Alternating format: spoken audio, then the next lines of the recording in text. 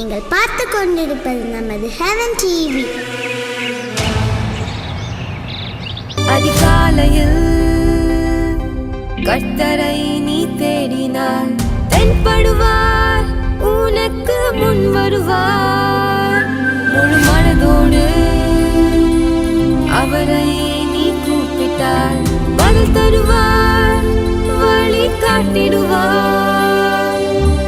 மகளிர் மன்றாட்டு ஜெப நேரம், மன்றாடி ஜெபிக்க இரு தருணம். மகளிர் மன்றாட்டு ஜெப நேரம், மன்றாடி ஜெபிக்க இரு தருணம்.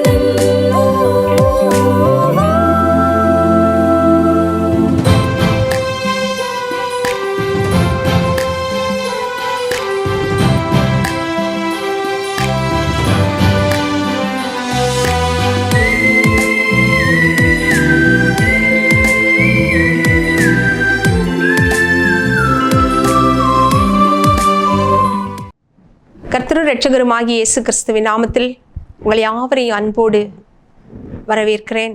இந்த நல்ல வேளையிலும் MMJ மூலமாக உங்களை சந்திப்பதில் மகிழ்ச்சி அடைகிறேன். நாம் யாவரும் கூடி வந்து கர்த்தரை ஆராதித்து மகிமைப்படுத்தும்படியாய், தேவனுடைய சமூகத்திலிருந்து அவருடைய சத்தத்தை கேட்டு சித்தத்தை செய்யும்படியாய் வாஞ்சித்து வந்திருக்கிறோம். பிரியமானவர்களே, ஒவ்வொரு நாளும் காலை வேளையில் அவரை ஆராதிப்பது எத்தனை பாக்கியம். ஆராதிக்கிற ஜனத்துக்கு, ஜெபிக்கிற ஜனத்துக்கு வாழ்க்கையின் எல்லா பகுதிகளிலும் ஜெயம் உண்டு, வெற்றி உண்டு. நேற்றைய தினம் இருந்தது போல் அல்ல, இன்றைக்கு கர்த்தர் புதிய நிலைமையில், புதிய வழியில், புதிய ஆசீர்வாதங்களோடு, புதிய ஒரு திடத்தோடு கூட நம்மை நடத்த போகிறார். அந்த நம்பிக்கையோடு கூட இந்த நாளில் நாம் நம்முடைய காரியங்களை நடப்பிப்போம். ஏனென்றால் அவருக்கு காத்திருக்கிறவர்கள் புது பலன் அடைந்து கழுகுகளைப் போல செட்டைகளை அடித்து எழும்புவார்கள். அவர்கள் ஓடினாலும் களைப்படையார்கள், நடந்தாலும் சோர்வடையார்கள். நாம் அவருடைய பாதத்தில் அதிகாலை வேளையில் காத்திருக்க வந்திருக்கிறோம். நமக்கு பலன் உண்டு. அவர் சோர்ந்து போக விட மாட்டார். இந்த நிமிஷத்தில் என்ன சோர்வு இருந்தாலும் அவைகளெல்லாம் தூக்கி போட்டுட்டு, அப்பா நீங்கள் என் கூட இருக்கீங்க, நீங்கள் என்ன சுமந்து ஏந்தி தாங்கி தப்புவித்து நடத்துவீங்க சொல்லி நம்பிக்கையோடு கூட விசுவாசத்தோடு கூட இந்த நாளை நாம் ஆரம்பிப்போம். நாம் ஜெபித்து அவரில் பலன் அடைவோம். இப்போது நாம் யாவரும் சேர்ந்து கொஞ்ச நேரம் கர்த்தரை ஆராதிக்கலாமா? ஹல்லேலூயா, ஹல்லேலூயா, ஹல்லேலூயா. ஆராதிப்பேன், நான் ஆராதிப்பேன், ஆண்டவர் இயேசுவை ஆராதிப்பேன். சேர்ந்து பாடுவோமா? நான் ஆராதிப்பேன், என் ஆண்டவரை ஆராதிப்பேன் என்று சொல்லி அவரை ஆராதிப்போம். ஆராதிப்பேன், நான் ஆராதிப்பேன், ஆண்டவர் இயேசுவை ஆராதிப்பேன். ஆராதிப்பேன், நான் ஆராதிப்பேன், ஆண்டவர் இயேசுவை ஆராதிப்பேன். வல்லவரே உம்மை ஆராதிப்பேன், நல்லவரே உம்மை ஆராதிப்பேன். வல்லவரே உம்மை ஆராதிப்பேன், அல்லவரே உம்மை ஆராதிப்பேன். ஆராதிப்பேன், நான் ஆராதிப்பேன், ஆண்டவர் இயேசுவை ஆராதிப்பேன். பரிசுத்த உள்ளத்தோடு ஆராதிப்பேன், பணிந்து குனிந்து ஆராதிப்பேன். பரிசுத்த உள்ளத்தோடு ஆராதிப்பேன், பணிந்து குனிந்து ஆராதிப்பேன். ஆராதிப்பேன், நான் ஆராதிப்பேன், ஆண்டவர் இயேசுவை ஆராதிப்பேன். ஆவியிலே உம்மை ஆராதிப்பேன், உண்மையிலே உம்மை ஆராதிப்பேன், ஆவியிலே உம்மை ஆராதிப்பேன், உண்மையிலே உம்மை ஆராதிப்பேன், ஆராதிப்பேன், நான் ஆராதிப்பேன், ஆண்டவர் இயேசுவை ஆராதிப்பேன், ஆராதிப்பேன், நான் ஆராதிப்பேன், ஆண்டவர் இயேசுவை ஆராதிப்பேன், தூதர்களோடு ஆராதிப்பேன், ஸ்தோத்திர பலியோடு ஆராதிப்பேன், தூதர்களோடு ஆராதிப்பேன், ஸ்தோத்திர பலியோடு ஆராதிப்பேன், ஆராதிப்பேன், நான் ஆராதிப்பேன், ஆண்டவர் இயேசுவை ஆராதிப்பேன். ஏசப்பா, நீர் ஆராதனைக்குரியவர், உம்மை ஆராதிக்கிறோம், மகிமைப்படுத்துகிறோம். நீரே தேவன், உம்மை நம்பி இருக்கிறோப்பா. நீர் ஒருவரே ஆராதனைக்குரியவர், நீர் துதிக்கு பாத்திரர், எல்லா கனத்துக்கும் பாத்திரர். உம் ஒருவருக்கே சகல துதிகன மகிமையை செலுத்துகிறோம், ஆராதிக்கிறோம் அப்பா. ஓ, எங்க ஆராதனையில பிரியப்படுகிறவரே, நாங்க உங்க சமூகத்துல வந்திருக்கிறோப்பா. எங்கள் ஆராதனை அங்கீகரிப்பீராக, முகர்ந்து கொள்ளுவீராக. எங்க ஆவி ஆத்தும சரீரத்தை உமக்கு தந்து ஆராதிக்கிறோம். அல்லேலூயா, அல்லேலூயா, அல்லேலூயா. குயவனே உம் கையில் களிமண்ணால் உடைத்து உருவாக்கும், குயவனே உம் கையில் களிமண்ணால் உடைத்து உருவாக்கும், என் சித்தமல்ல உம் சித்தம் நாதா, தருகிறேன் உம் கரத்தில், என் சித்தமல்ல உம் சித்தம் நாதா, தருகிறேன் உம் கரத்தில், என்னை தருகிறேன், தருகிறேன் உம் கரத்தில், என்னை படைக்கிறேன், படைக்கிறேன் உம் பாதத்தில், என்னை தருகிறேன், தருகிறேன் உம் கரத்தில், என்னை படைக்கிறேன், படைக்கிறேன் உம் பாதத்தில்,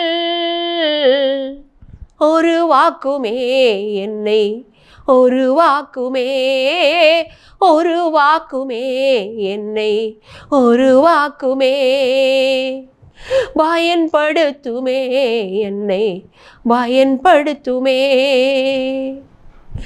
ஹல்லேலூயா, ஹல்லேலூயா, ஹல்லேலூயா.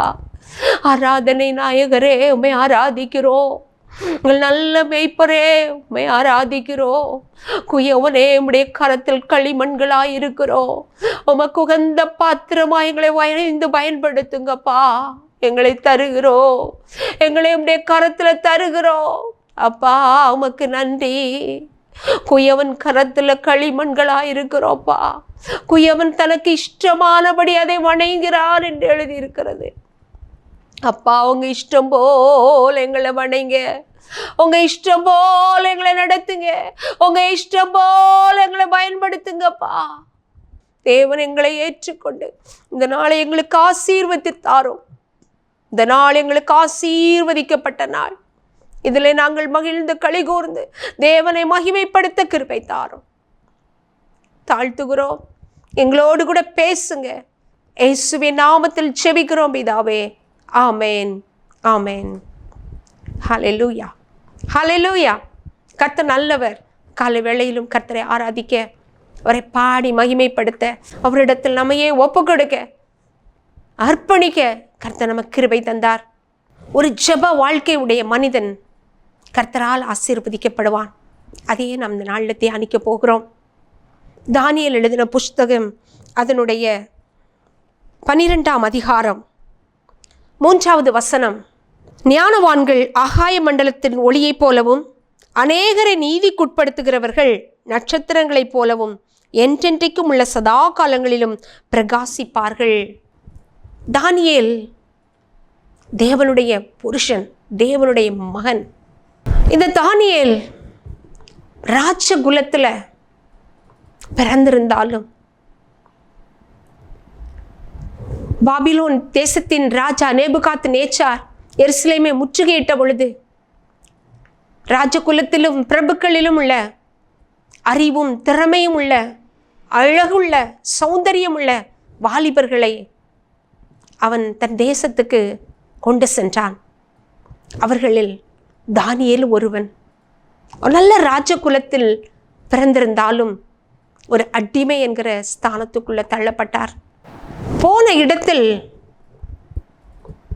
தன் மன இஷ்டம் போல வாழாமல் தேவ பயத்தோடு வாழ்ந்த ஒரு தேவ மனிதர், வாலிப வயதுல வாய்க்கு ருசியாய் சாப்பிட வேண்டிய வயதுல ராஜபோஜனத்தினால் தன்னை தீட்டுப்படுத்தி கொள்ளக்கூடாது என்று சொல்லி ராஜபோஜனத்தை வெறுத்தான். பருப்பு கீரை முதலான ஆகாரங்களை புசித்து மற்ற எல்லாரை விட 10 மடங்கு சமத்தன் என்று காணும்படியாய் ராஜ கண்களுக்கு முன்பாக அவன் திறமை உள்ளவனாய் காணும்படியாய் கர்த்தர் உதவி செய்தார். யார் கர்த்தருக்காக காரியங்களை விலைக்கிரயம் செய்கிறார்களோ, யார் யார் கர்த்தருக்காக தன் வாழ்க்கையின் இன்பங்களை விட்டு கொடுக்கிறார்களோ அவர்களை நிச்சயமாய் கர்த்தர் உயர்த்தத்தான் செய்வார். அவர்கள் நிச்சயமாக வாழ்க்கையில் பிரகாசிக்கத்தான் செய்வார்கள். இந்த தானியேல் நல்ல நண்பர்களோடு சேர்ந்திருந்தார். உலகத்துக்கொத்த வேஷம் தரித்து உலகத்தோடு ஒட்டி கிடக்கிற வாலிபர்களை தன் நண்பர்களாக தெரிந்து கொள்ளவில்லை. அவருடைய வாலிபர்களும் பக்தி உள்ள புருஷர்களாக இருந்தாங்க. இன்னைக்கு நம்முடைய ஐக்கியம் யாரோடு இருக்கிறது? நம்முடைய ஐக்கியம் தேவ பிள்ளைகளோடும் கர்த்தரை நம்பி பிழைக்கிறவர்களோடும் பரிசுத்தவான்களோடு கூட இருக்கிறதா?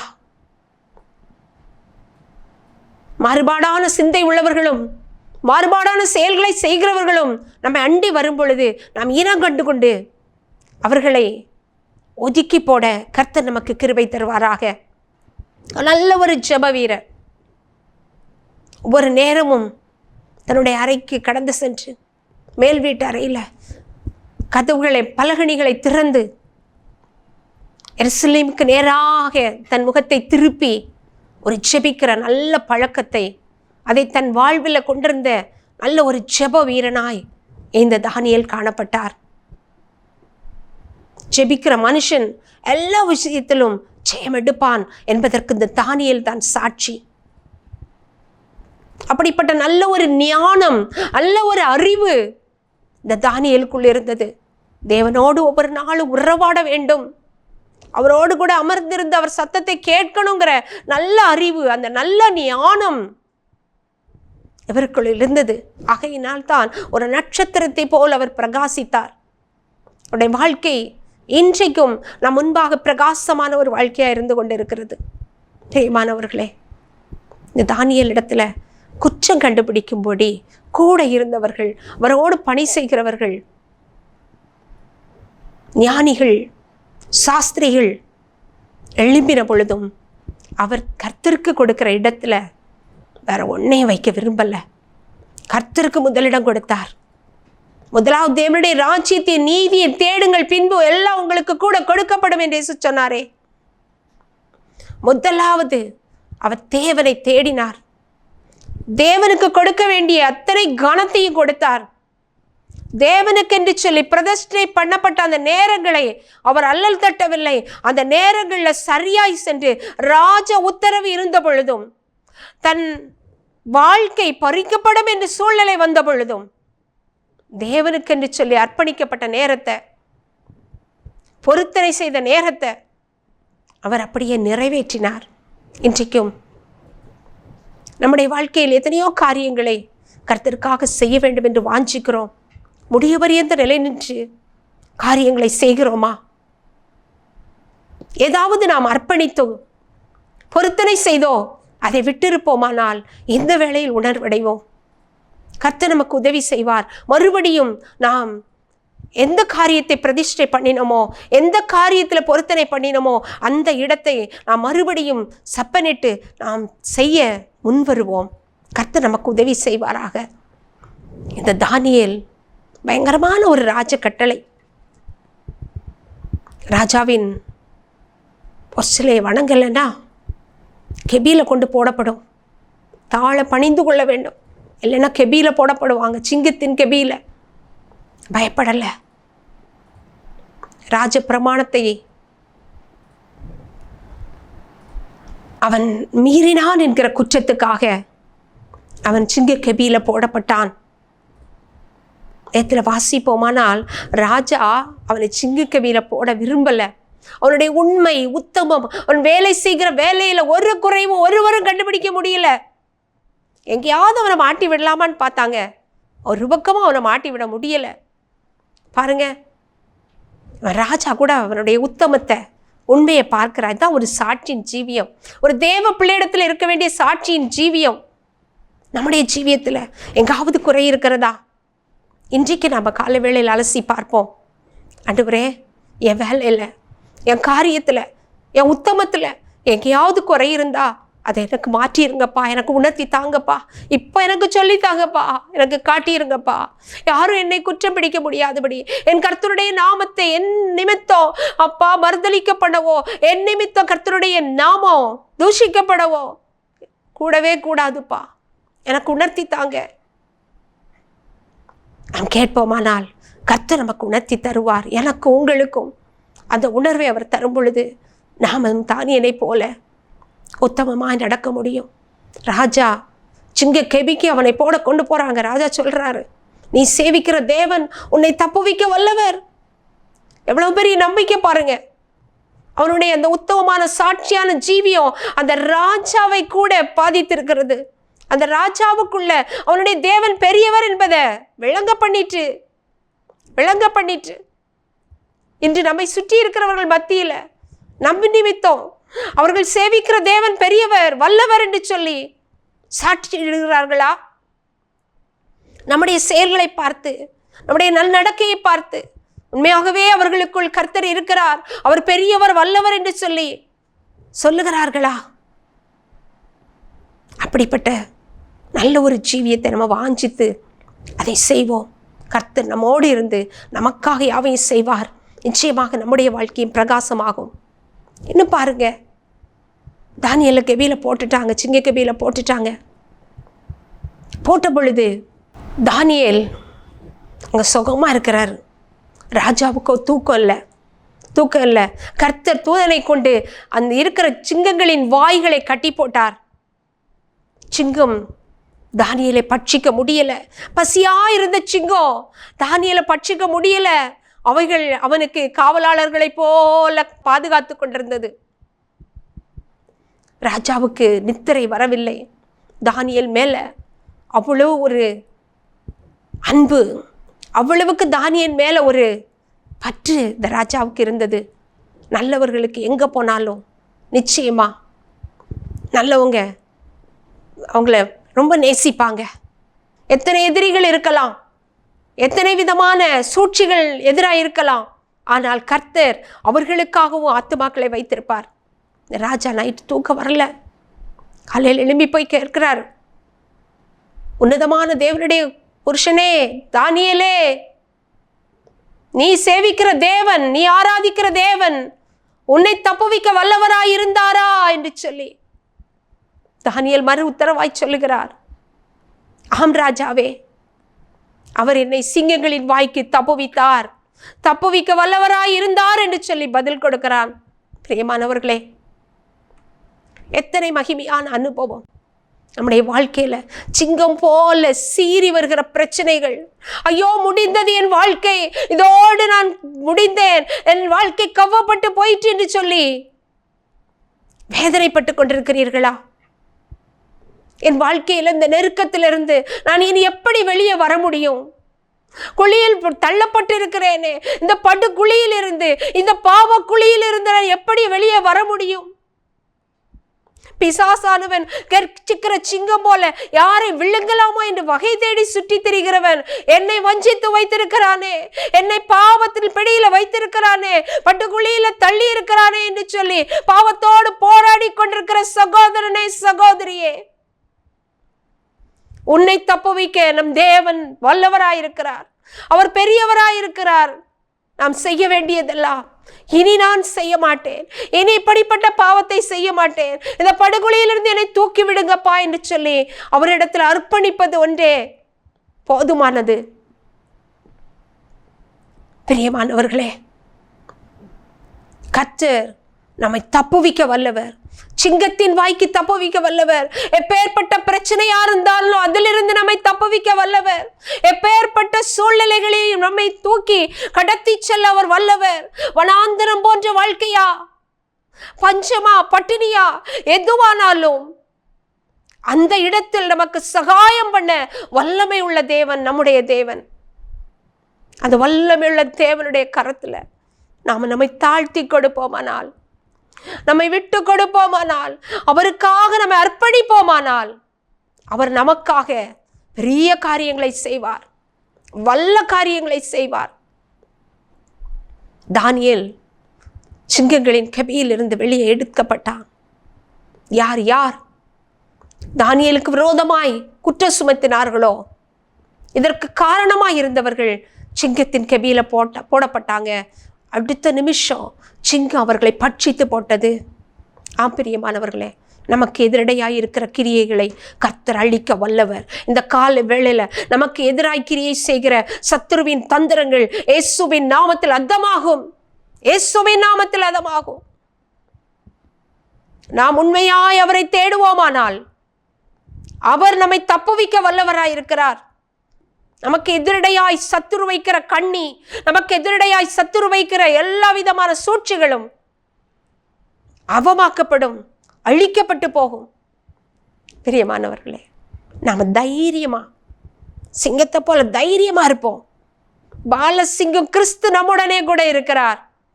அவர் நம்மை தப்புவிக்க வல்லவராய் இருக்கிறார். அவர் நமக்கு சகாயம் செய்ய வல்லவராய் இருக்கிறார். அவர் நம் காரியங்களை செய்து முடிக்க வல்லவராய் இருக்கிறார். இந்த தானியேல் ஒரு தீர்க்கதரிசியாக கர்த்தர் அவனை அபிஷேகித்தார். வெளிப்படுத்துகிற விசேஷத்தில் எழுதப்பட்ட காரியங்கள் இந்த தானியேலுக்கு கர்த்தர் கொடுத்த தீர்க்க தரிசனங்களில் அடங்கி இருக்கிறது. இன்றைக்கு இருக்கிற காலம் கடைசி காலம். இந்த கடைசி காலத்தை குறித்த தீர்க்க தரிசனத்தை இதே தானியேலை கண்டு கர்த்தர் வெளிப்படுத்தினார். மறைபொருட்களை வெளிப்படுத்துகிற ஆவியை கர்த்தர் தானியேலுக்குள் வைத்திருந்தார். அப்படிப்பட்ட நல்ல ஞானம் இந்த தானியேலுக்குள்ளே இருந்தது. நாம் வாசித்த வேத பகுதி அவ்விதமாய் சொல்கிறது அல்லவா? ஞானவான்கள் ஆகாய மண்டலத்தின் ஒளியைப் போலவும், அநேகரை நீதிக்குட்படுத்துகிறவர்கள் நட்சத்திரங்களைப் போலவும் என்னென்றைக்கும் உள்ள சதா காலங்களிலும் பிரகாசிப்பார்கள். இந்த தானியேல் ஞானமுள்ள புருஷன், கர்த்தரை மாத்திரம் சார்ந்து கொண்டு உலகத்தின் ஆசாபாச இச்சைகளுக்கு தன்னை விலக்கி காத்து கொண்டு கர்த்தரை தேடினபடியினால அவன் ஞானமுள்ள மனுஷன். இந்த காலை வேளையில ஹெவன் டிவிக்கு முன்பாக அமர்ந்திருந்து தேவனை தேடுகிற ஜனம் ஞானம் உள்ளது. நம்முடைய பேச்சில், நடக்கையில், நம்முடைய செயல்களில் ஞானம் வெளிப்பட வேண்டும். ஞானம் தேவனிடத்திலிருந்து உண்டாகும். கர்த்தர் அந்த ஞானத்தை நமக்கு தந்திருக்கும் பொழுது நாம் பிரகாசிப்போம். ஒளியை போல், ஆகாய மண்டலத்தில் உள்ள ஒளியை போல பிரகாசிப்போம். யார் யார் ஆத்துமாக்களை சம்பாதிக்கிறார்களோ அவர்கள் வான மண்டலத்தில் இருக்கிற ஒளியை போலவும் நட்சத்திரங்களைப் போலவும் பிரகாசிப்பார்கள். இந்த தானியேல் ராஜாவையே சம்பாதித்தான். ராஜாவின் ஆத்துமாவை விடுவித்தான். அந்த ராஜா சொல்லுகிறார், தானியேல் சேவிக்கிற தேவனே தேவன் என்று சொல்லி தன் ஜனத்தோடு அவரை சேவிக்க சொல்லுகிறார். பிரியமானவர்களே, இன்றைக்கு நம்மை காண்கிறவர்கள் கர்த்தரை சேவிக்கணும். தினமும் நம்முடைய வாழ்க்கையினால் ஆத்துமாவை சம்பாதிக்கணும். நம்முடைய சுவிசேஷத்தை அறிவிக்கிற நம்முடைய வார்த்தைகளினால, வசனத்தினால ஆத்துமாக்களை திடப்படுத்தவோ, ஆதாயப்படுத்தவோ, கட்டுகளிலிருந்து, பாடுகளிலிருந்தோ, பாவத்திலிருந்தோ அவர்களை விட்டுவிக்கிறவர்களாக கர்த்தர் நம்மை வைப்பாராக. கர்த்தர் நம்மையும் தெரிந்து கொண்டிருக்கிறார். தானியேலுக்கு கொடுத்த அந்த விசேஷித்த ஆவியை கர்த்தர் நமக்கும் தருவாராக. தானியேலுக்குள்ள விசேஷித்த ஆவி இருந்தது என்று வாசிக்கிறோம். அந்த ஆவி நமக்குள்ளும் இருக்கட்டும். நாம் கர்த்தருடைய ஆவியினால திடப்பட்டவர்களாக நாம் பெரிய காரியங்களை செய்ய கர்த்தர் நமக்கு உதவி செய்வார். நாம் தேவனுடைய சமூகத்தில் போய் சேரும்போது வெறுங்கையாய் போகக்கூடாது. ஆத்துமாக்களை சம்பாதிக்கணும். நம்முடைய நற்கிரிகளினாலும் தான தர்மங்களினாலும் தேவனுக்கு பிரியமானதை செய்து அண்டமாடு நிருபங்களாய் தேவனுடைய வசனத்தை வெளிப்படுத்துகிறவர்களாக வாழ்க்கையிலும் செயல்களிலும் நாம் கர்த்தருக்கு பிரியமானதை செய்து ஜனத்துக்கு முன்மாதிரியாய் சாட்சியாயிருந்து ஆத்துமாக்களை சம்பாதிப்போம். கர்த்தர் நம்மோடு நமக்கு உதவி செய்வார். நம்முடைய நெருக்கத்தை நின்று கர்த்தரை நோக்கி கூப்பிடுகிற போது அவர் நமக்கு பதில் கொடுப்பார். தானியேலோடு இருந்த கர்த்தர் எல்லா நெருக்கத்துக்கும் இடுக்கத்துக்கும் நம்மை விலைக்கு மீட்டு காத்து நம்மை க்ஷேமமாய் நடத்துவார். கர்த்தர் தாமே நம்ம இந்த வார்த்தைகளினால் ஆசீர்வதிப்பாராக. நாம் அவரோடு கூட சேர்ந்து வாழ்வோம், அவருக்குள் வாழ்வோம். அவர் நமக்கு எல்லா காரியத்திலும் ஜெயத்தை கட்டளையிடுவார். தானியேலின் காரியமோ என்றால் ஜெயமாயிருந்தது, நம்முடைய காரியமோ என்றால் இன்றைக்கு ஜெயமாய் இருக்க போகிறதற்காக கர்த்தருக்கு ஸ்தோத்திரம். ஆமேன், ஆமேன். நாம் ஜெபிக்கலாமா? ஹல்லேலூயா. இந்த நல்ல நாளிலும் பிறந்த நாளை காண்கிறவர்கள், திருமண நாளை நினைவு கூறுகிறவர்கள் யாவருக்காகவும் இப்போது ஜெபிக்க போகிறோம். நம்ம யாவரும் தலைகளை தாழ்த்தி கர்த்தருடைய சமூகத்தில் இன்றைக்கு பிறந்த நாளை கொண்டாடுகிறவர்களுக்காக ஜெபிப்போம். ஹல்லேலூயா. பரிசுத்த பிதாவே, எங்கள் நல்ல இயேசுவே, ஆவியானவரே, அப்பா, இந்த நல்ல வேளைக்காக உமக்கு நன்றி செலுத்துகிறோம். இந்த நாளில் பிறந்த நாளை கொண்டாடுகிற பிள்ளைகளுக்கு என் தேவன் ஆச்சரியமாய், அற்புதமாய், அதிசயமாய் எல்லாவற்றையும் புதிதாக்கி கொடுங்கப்பா. இந்த புதிய வருஷத்துல தேவனுடைய மகிமையான புதிய அனுபவங்கள் கிடைக்கட்டும் ஆண்டவரே. இவர்களை ஞானவான்களாய் வைத்து ஆகாய மண்டலத்தில் உள்ள ஒளியை போலவோ ஆண்டவரே ஸ்தோத்திரம் அப்பா. இவர்களை ஆண்டவரே ஆத்துமாக்களை கொடுத்து ஆண்டவரே இவர்களை ஆண்டவரே பரிசுத்த சந்ததியாய் நிர்வகிக்கும்படியாய் ஜெபிக்கிறோம். இவர்களுக்குள்ள ஞானம் விளங்கட்டும் ஆண்டவரே. ஆகாய மண்டலத்தில் உள்ள நட்சத்திரங்களை போல இவர்கள் வாழ்க்கை ஜொலிக்கட்டும் அப்பா, ஜொலிக்கட்டும். என் கூடவே இரும், வழி நடத்தும். ராஜாக்களுக்கு முன்பாக உயர்த்தி வைப்பீராக. இவர்கள் காரியங்கள் எல்லாம் ஜெயமாய் இருக்கட்டும் அப்பா. குடும்ப வாழ்க்கையில புதிய வருஷத்தை காண்கிற பிள்ளைகளுக்காக ஜெபிக்கிறோம்.